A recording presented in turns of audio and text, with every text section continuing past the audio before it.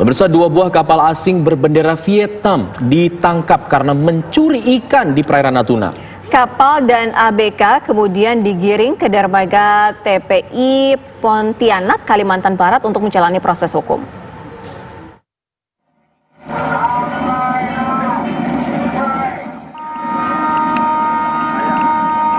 Penangkapan 2 unit kapal nelayan asing berbendera Vietnam di Laut Natuna berlangsung 2 jam. Kapal nelayan Vietnam ini berusaha kabur dari kejaran petugas KKP. Tembakan peringatan tak membuat kapal berhenti. 2 kapal ditangkap setelah petugas melompat ke dalam kapal dan melumpuhkan para ABK. Kapal dan ABK kemudian digiring ke dermaga di stasiun PSDKP Pontianak untuk menjalani proses hukum. ABK yang ditangkap 18 orang warga negara Vietnam dan 4 ABK warga negara Kamboja.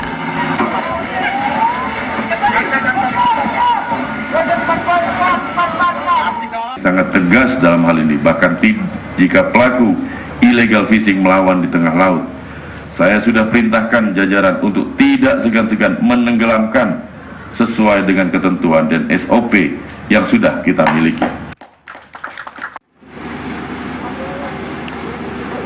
Sejauh ini setidaknya 49 kapal asing ilegal berbagai bendera berhasil dibekuk dari 3 perairan, yaitu dari Laut Natuna Utara, Laut Sulawesi, dan Selat Malaka.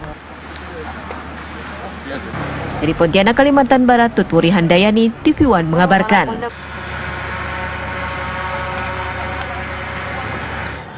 Bagaimana proses penangkapan kapal nelayan Vietnam yang melakukan illegal fishing di Natuna? Kita akan berbincang dengan Menteri KKP langsung, Pak Edi Prabowo. Selamat sore, Pak Edi. Selamat sore.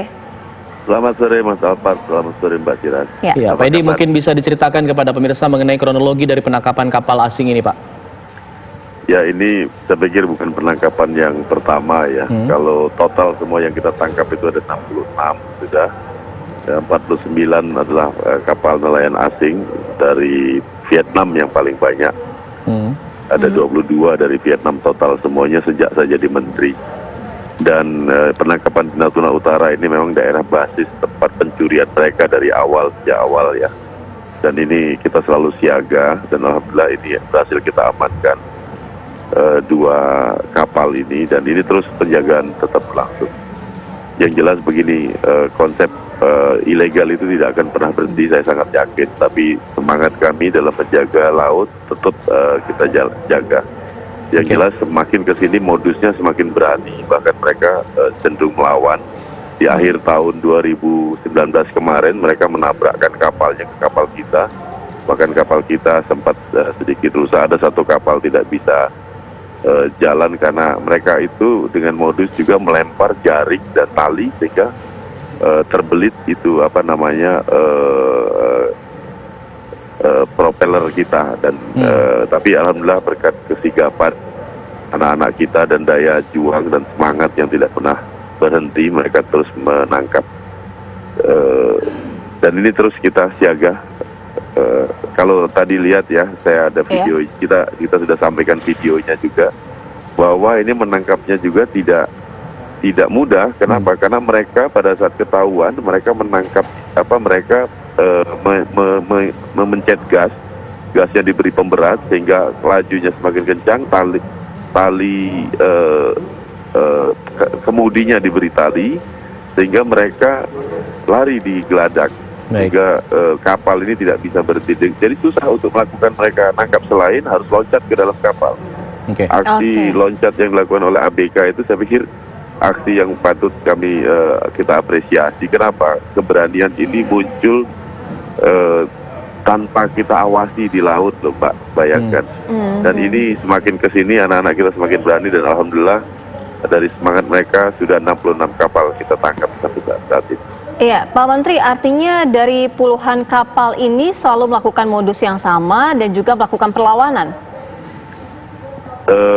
Sebagian besar sekarang melakukan perlawanan. Ada yang memang bisa ditangkap begitu saja, tapi ada juga yang melawan dan akhirnya pernah kita kejar, terjadi manuver, akhirnya tertabrak. Ada 1 kapal yang terpaksa tenggelam. Kita tenggelamkan ya.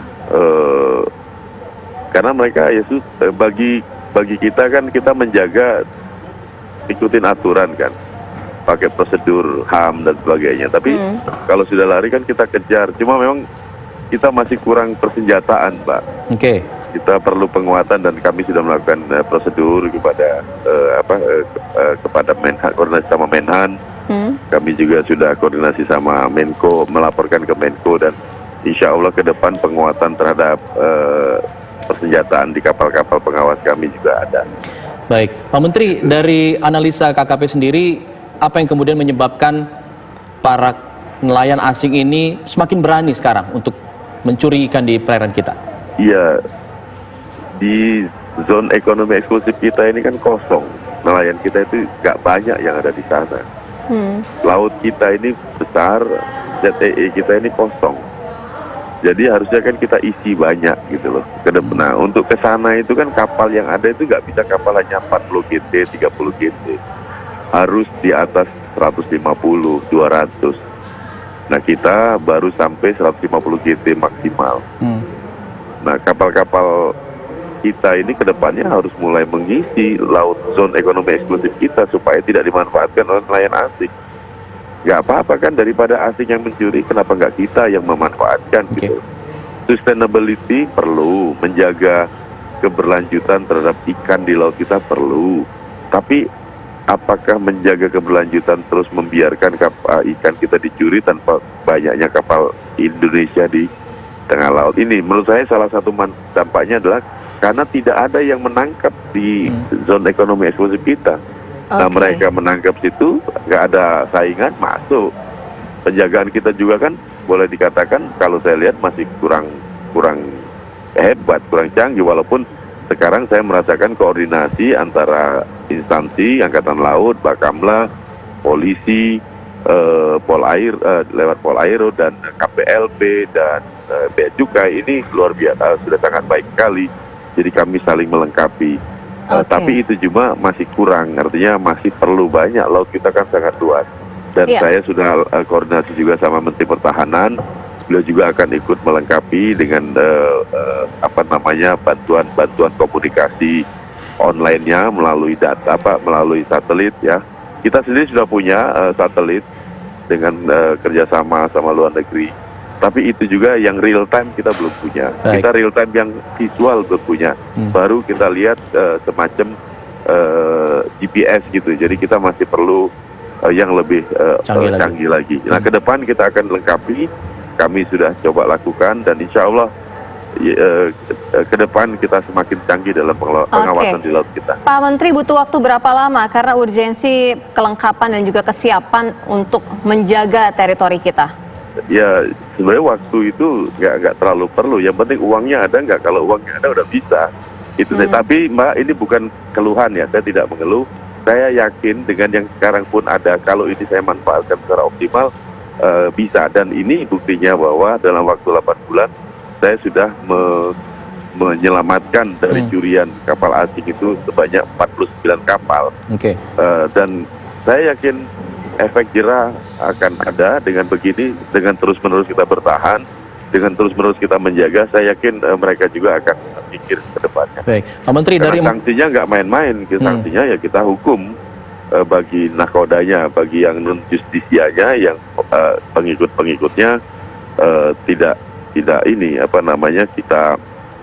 kita kembalikan ke luar negeri. Pak Menteri, dari 49 kapal asing yang ditangkap, 22 diantaranya dari Vietnam. Apakah ada pembicaraan dari pemerintah kita dengan pemerintah Vietnam agar kemudian hal ini tidak terulang kembali, Pak? Sementara ini kami belum, tapi tadi sudah kami selalu berkoordinasi dengan Kementerian Luar Negeri. Saya memang merencanakan untuk bertemu langsung dengan semua negara-negara di Asia Tenggara, apalagi terutama negara-negara yang kapalnya selama ini sering kita tangkap untuk mencuri ikan di tempat kita. Saya mau ngajakkan hubungan bilateral lah. Jangan, ini kan kita bagaimanapun tetangga harus punya nilai ketetanggaan. Jangan seolah-olah kita selalu musuh. Nah, saya akan tawarkan mungkin kerjasama yang menguntungkan buat kita juga. Bagaimana nanti kita mengelola. Tentunya intinya adalah manfaatnya buat kita dulu apa. Kalau nggak ada kan apa kita kerjasama.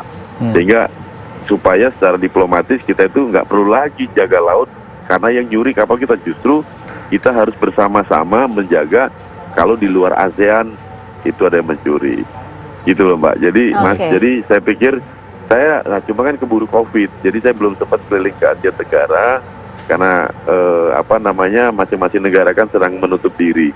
Saya berharap begitu pertama kali nanti dibuka kami akan ketemu langsung, termasuk dengan pihak Malaysia, pihak Thailand, Vietnam maupun Kamboja. Baik. Iya, Pak Menteri, sejauh ini untuk siaganya itu skenario seperti apa? Skenario kami tetap menjaga 24 jam melalui war room kami di kantor KKP di Jalan Merdeka Timur. Kemudian kita juga berkoordinasi terus dengan aparat laut lainnya yang ada di tengah laut, Angkatan Laut, Bakamla dan semua yang ada di situ, Polairut, sehingga kita preventif dulu. Jadi dan masyarakat tentunya masukan-masukan dari masyarakat. Sebagai misal di Natuna itu kan juga ada masukan dari masyarakat yang melaporkan bahwa ada pencurian ikan dan sebagainya. Dan ini kita kawal terus. Baik. Tapi bahwa katanya ada ribuan itu ya nggak benar lah, kelihatan kok kapal satu aja kelihatan nih kalau di Natuna itu. Baik. Terima kasih Pak Edi Prabowo selaku Menteri KKP sudah berbagi bersama kami informasi di Kabar Petang. Selamat sore. Assalamualaikum. Bersama kami jeda dulu, kami akan kembali dengan informasi lain diantaranya mengenai pemerintah yang menyalurkan dana bergulir untuk koperasi senilai 381,4 miliar rupiah. Sesaat lagi.